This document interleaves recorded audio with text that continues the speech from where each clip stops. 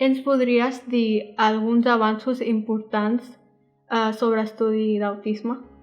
Durant els últims 50 anys, i especialment els últims 20 anys, hi ha hagut molts avenços pel que fa a la recerca en TEA i aquests avenços abarquen moltes àrees diferents. Per exemple,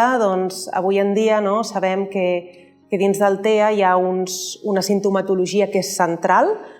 i que és la que defineix el trastorn, però que pot haver-hi una gran variabilitat en el que és la qualitat i la quantitat d'aquests símptomes. O, per exemple, també sabem que la simptomatologia del TEA tendeix a estar menys diagnosticada en les dones i es pensa que això és per factors més aviat socials o per la manera com les dones manifesten aquests símptomes. I també és important, i la recerca cada vegada té més en compte el fet que algunes persones entenen el TEA com una part central de la seva identitat i entenen que la societat ha d'estar més oberta a aquesta diferència i acceptar aquesta pluralitat i aquesta diferència.